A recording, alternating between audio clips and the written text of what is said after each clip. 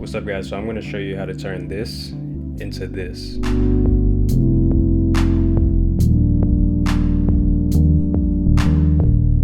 So when you look at this photo, there are three main elements that you have to pay attention to. There's the foreground, the background, and then there's me, the subject.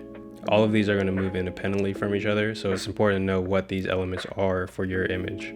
So I brought the photo in After Effects, and then immediately I duplicated the photo so that there's a mask layer and then there's a master layer. The master layer I don't touch.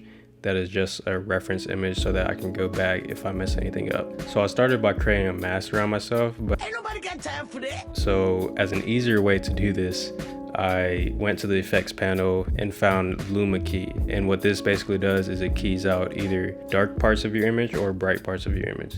Since the foreground in this image is a silhouette, which means it's all black, it's easier to key out this way so I don't have to go in and trace myself. All I had to do then was mask in a circle around me and the car. And that's your foreground. So now I want to make the background. What I have to do for that is duplicate this master layer and name it clean plate. And I basically have to erase myself from the image so that I can move the background freely. So I'm going to double click my layer and then go up to the clone stamp tool. From here you can increase the brush size using Control or Command click and dragging it up or down. And then you alt click to select the sample area of where you want the clone stamp to reference. Now I don't have to paint out the entire foreground because I'm going to scale up the image anyways. So what I did next was select that clean plate layer and then hit Y so that I can move the anchor point around.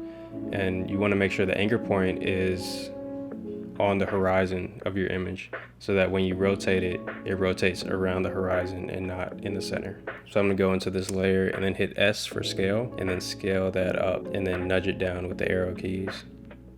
And then I hit R for rotation and then I just keyframe the movement that I want in the image. Now I realized in the original image there was this nice orange hue and I'm losing that since I scaled up the image. So I want to replicate that using a shape layer. I'm gonna go up here to the shape layer and then I'm gonna double click it. This will fill your entire screen with a solid color. If you click on this checker box icon, this allows you to actually mask your shape so that you can feather it out. So I'm gonna make a mask right here and then double click M on the shape layer to open up the mask properties and then boost up the feather. And now I'm gonna hide all of these layers so that I can reference the master image and then select this shape layer and then click on the fill color to change it to that orange that was on the original image. Now I revealed each layer again and then drag the shape layer under the foreground mask. And then I hit T on my keyboard to open up the opacity and brought that down so that it matched the color in the original image. Cool, that looks good.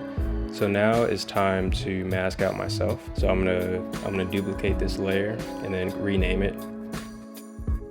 So I started to use the puppet pen tool to animate my body, but after testing it out, it didn't look very natural and it didn't look good. So instead I masked out each of the body parts that I wanted to move. So that's my head and my arm. And then I made sure these masks were on separate layers so that I can move them independently. I also made sure the anchor point for each of these layers were anchored to either my shoulder or my neck so that once I rotate it, it still connects to my body the right way. And then I went ahead and keyframed the rotation animation for my arm first and cleaned up the mask. This is when I realized the Luma key effect doesn't really give you a clean mask. Luckily this is for Instagram, so it's not that big of a deal. I just tweaked the settings and added a black tint so that it wouldn't look too grainy. Now on the layer for my full body, I'm gonna mask out the original arm. And once you set that mask to subtract, that deletes it. And now I can move my arm and naturally see that gap that's supposed to be there. And then I tweaked the mask a little bit to make sure that it looked pretty natural and then brought up the feathering a tad bit. Now I wanted to bend my arm a little bit, so I used the puppet pen tool for that. I just went up here to select the pin icon and then added pins to the main points of my arm. So my hand, my elbow, and my shoulder. Once you add the pins, it automatically makes keyframes for you. So just click on the layer and hit U and that'll show all of your keyframes. Now you can move around the keyframes and animate and bend the arms however you like. So now for the head, this is pretty simple. As long as your anchor point is on the neck, all you have to do is keyframe the rotation. So I started with me looking down and then animated it coming up to the original position. Now you'll see this gap in my neck. All you have to do to fill that in is go back to your main body layer and then adjust the mask so that it doesn't cut out that area.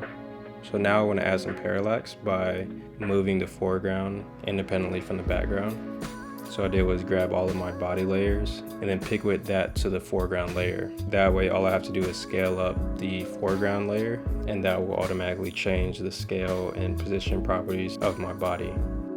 I also want to add some more random movement to my head as if it was bobbing a little bit. So what I did was alt click on the stopwatch for the rotation and then enter the expression wiggle parentheses 1,10 close parentheses. And what that means is every 1 second the rotation will change by a factor of 10. So at this point I realized that I didn't save my project, so that is preferably step 1 in this process. I also searched just a glitter PNG on Google and then I added that into the background as stars and then just keyframed the opacity to make it look like the stars were blinking. I basically duplicated that a bunch of times and then parented those layers to the background layer so that it moved with it.